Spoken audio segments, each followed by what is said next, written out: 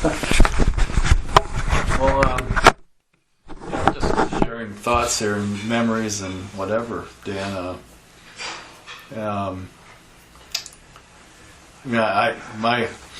One of my things I always wanted to have happen in my career was to take a team to the state basketball tournament. And never happened as a coach, but then as I thought as an administrator.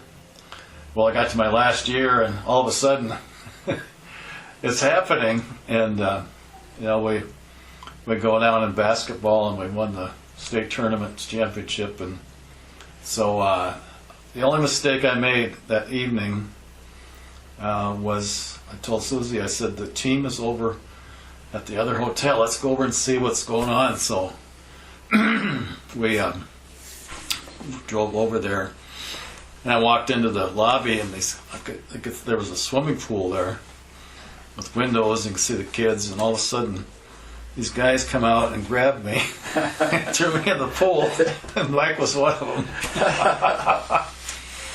But wasn't that a great trip as far as that whole season was concerned? And it was amazing, and the year or two before that season, Joe Daly and Kelchin's dad, and what was the other one?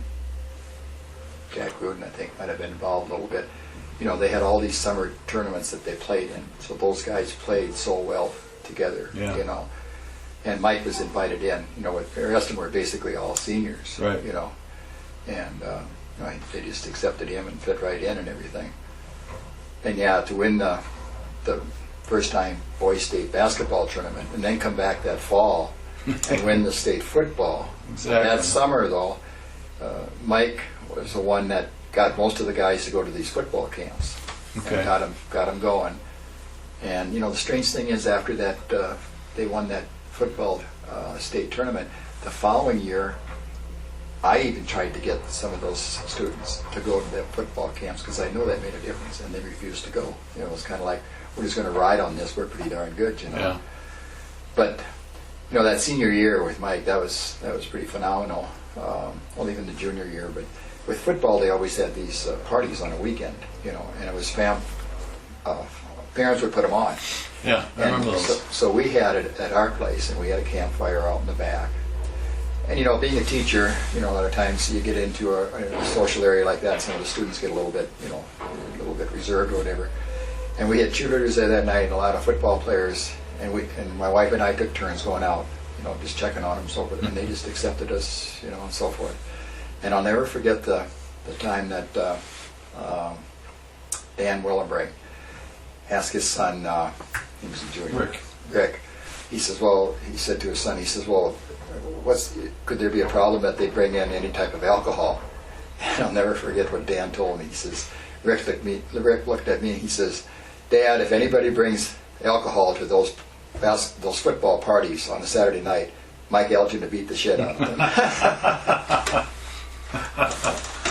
Well, lots of different memories going through that. I sort of thought that the team, Mike's junior year football team, had more talent than the team that won the championship, and they didn't. I mean, they lost. They didn't make it to the finals. But well, here's what Coach Gilbert told us. He says the state football team that won Mike's senior year was not the most talented team that he ever coached. Yeah. But he says they were the most coachable team that he ever coached. Yeah. Big difference. Yeah. Thing about when they won the championship, and back I had just retired, but I still every Friday morning the coaches got together at downtown in Epworth for breakfast, and so I went to those, and before the finals they were there, and so they were visiting and talking, and they were concerned about one of the kids that played, I think his name was Nathan Feldman. Yeah. And he had been injured, and they weren't sure if he could play the championship game. Well, guess who the guy was that played and made the interception at the end? It was Feldman. Yeah. Yeah. Wow. Yeah. Yeah. Well, here's a really kind of creepy thing. Before we played Maquoketa that senior year, you know, and that was a game that was just won right at the end. It was very controversial, you know, with the plays or whatever, you know. But we had the pep rally. Leo Gansen was asked to give a speech. For why, I don't know, but he Yeah, did. I don't know either. And did you remember him though? Yeah, When he remember what he said in the speech? No. All he said was, see, that was a Friday night game, right? He says, tomorrow morning, the people in Maquoketa are going to be talking about Mike Elgin. He bragged Mike up. Mike set a school record that Friday night, 28 tackles. You know? And I thought, how did Leo Gansen have any idea that this was going to be going this way, you know? But Mike was dedicated. You know, he was you know, because Kilberg wanted to move him up his sophomore year, and I says, Tom, so you put him on the varsity. I says, you got to be darn sure he's good enough to play right from the get-go. I says, because otherwise, I said, if you move a kid up and they get knocked down a number of times by seniors, it changes their whole perspective on how they're going to play the game. So he let them go, and Mike had a heyday, you know. Well, I mean, my memory of Mike in football is when he would tackle somebody, you know, you could see a normal tackle, but when he tackled somebody, the guy would disappear. He was gone. Yeah. I forget what game it was his sophomore year. He tackled this one kid, and I don't know who it was on our team, says, nice toss, Mike. The kid this flew. You know. Yes. Yeah. So then, anyway, Mike moves on to Iowa. You guys must have had some great experiences down there. We went to all of his games but two. Now, when he was redshirted, the away games we didn't go to, but after that we went to every one.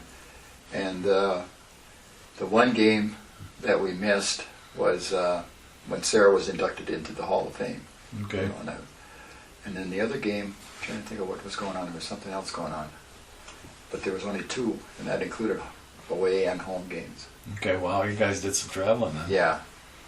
And then when he played in the pros for those first 2 years or a year and a half, we were jet setting. We'd fly to different places, you know, to go to see the Patriots play with Tom Brady and so forth, because that's where he started off. So we had a good run. And then it was over. And then I was bored in the wintertime, you know.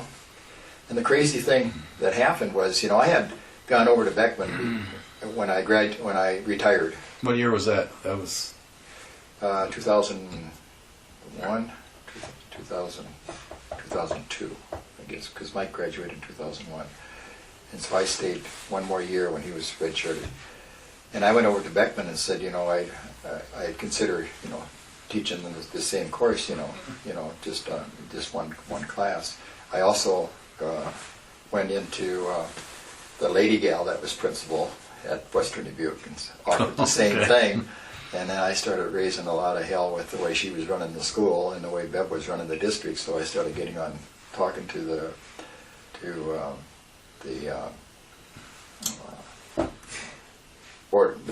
school board, okay, and letting him know what was going on. And they started listening, and so she didn't want any part of me. You know. That was just too bad. That was unfortunate. Yeah, it was. To hire someone as superintendent with no experience. Yeah. So then I'm over in Darsville. This was probably a year or two after Mike got out of playing football. And it was right now, like now, it'd be right before Christmas. And it was kind of snowing about the same kind of day. And I knew Pat Mead was principal. And so I knew Pat from DeWitt. Right. Because Sarah played ball against him, and I'll never forget when Sarah, the last game she played against DeWitt, he went up to Sarah and says, "Thank God you're graduating." And so I thought, well, I'm going to go over and say hi to him. You know, he was just a fantastic guy from what I knew from coaching, and now he's principal. And then I thought, no, I got too much to do at home, and I had to get it done. So I went home and I got it in the house, and Grace says, "You'll never guess who called." I says, "Who?" She says, "Pat Mead wants to talk to you." So I called him and I says, "How's it going?" and so forth. And he says, "I want to talk to you."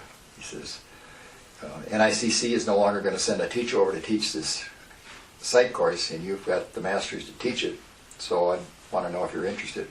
So I says, "Okay." So I went over, set up my conditions, and he said, "Fine." Well, you went. That's how Been there ever since? Yeah, been there ever since. Wow. You know?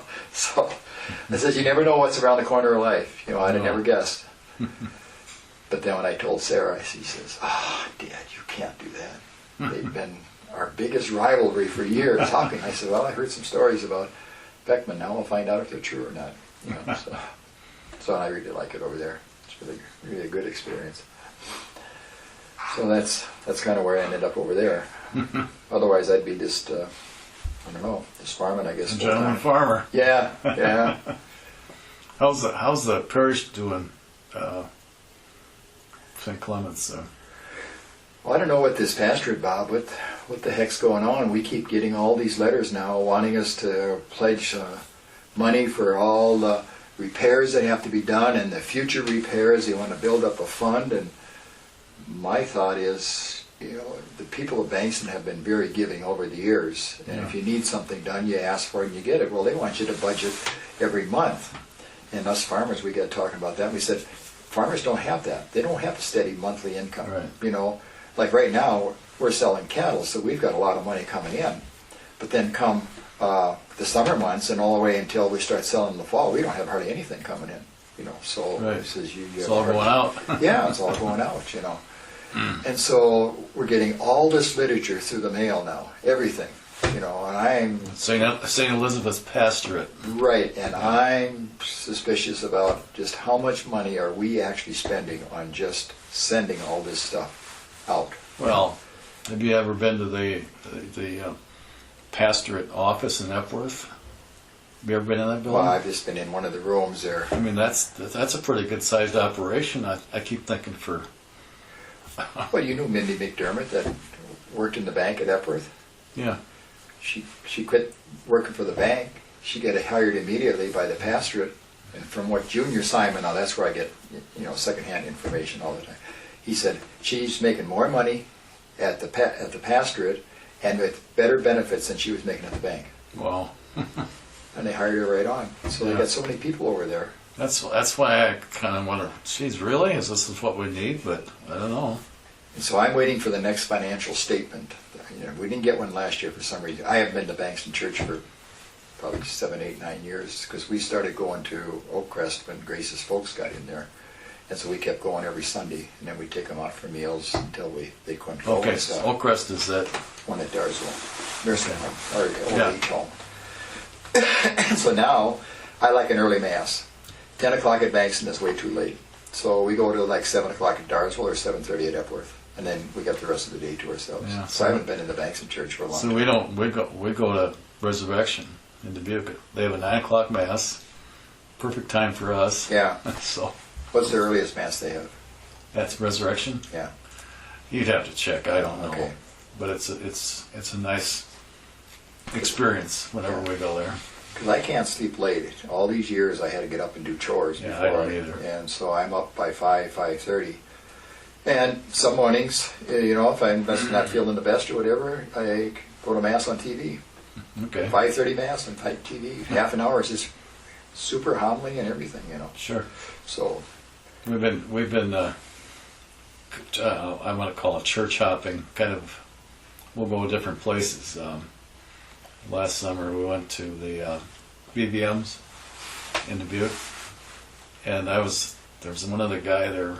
They're all elderly, mostly elderly nuns. But we went there. We went to the mass at Clark one Sunday, just for a different experience. And you ever been to the midnight mass, Christmas mass over at the monastery?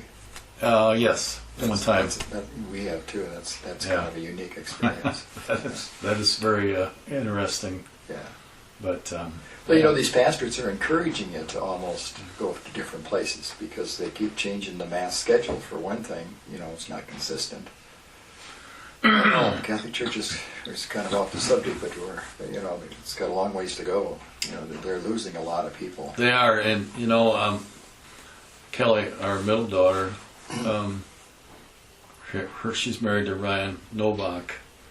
His mother was a minister, She passed away some time ago, but they're strong Lutherans. I like a lot of the stuff that they do. Yeah. You know. Well, when Sarah went to get married, she says, Dad, she says, I am very much into religion, but she said it's not the Catholic Church. They go to a, I guess, kind of a non-denominational one, you know. Yeah. And my God, Bob, where they go, you walk in and there's goddamn screens all over the place, you know, and they got a band up there playing, and the person comes out and gives a heck of a, you know, exciting homily It's and an so forth, you experience. know. And then they have the communion, the little bitty host and little bitty wine, you know, and so forth, you know. So she says, Dad, I'm not going to be phony. She says, I know you and Mom would like us to get married in the Catholic Church, but she says, I'm not going to be phony. So living in Indianapolis, where she's lived all this while, they decided, well, they'd try to find a minister in Dubuque. Well, her fiance called to a guy in Dubuque, and he says, well, you know, have you gone through the pre-Cana, you know, or whatever they called it, you know, this preparation for marriage? And he says, no, well, you got to have 6 months or whatever it was. And he says, well, geez, you know, we're in our mid to late 30s, you know, we've got a lot of experience behind us. And then the one guy, I don't know what the one guy says, and my son-in-law says, is your name God? That he clicked up, you know. So they had a call about 4 or 5 different places. Finally found a lady minister who had just had breast cancer surgery and treatment afterwards. And she had been off, not doing much, but she says, I'll be more than glad to do it. So she did it out at the winery at Bankston. Parkview. You know, and it was just beautiful, you know. Yeah, I bet. Very meaningful, and you know. And I'm thinking, you know, that's where the Catholic Church is missing some things. Yeah, you know, definitely. They don't come, you know. At one time we had a priest that we wanted him to come to the home and explain First Communion to the kid that was going to receive First Communion. And the priest looked at us and said, well, if I do that for you people, I have to do it for the rest of them. And we says, how many's in the communion class? Well, I'm not real sure. And I says, well, there's only 5. So then he did come. Did he? Oh, you know, but things like that. Yeah. You know, they're so busy doing everything else, you know, that they... Yeah. And they got to take Monday off, you know. And I said to him one time, I says, how many of us married people get a day off, you know? Yeah. Well, that's your choosing. I says, well, that might be, but I says, if you're dedicated, you know. So I've had some big arguments with giving them a real hard time. Anyway, well, thanks for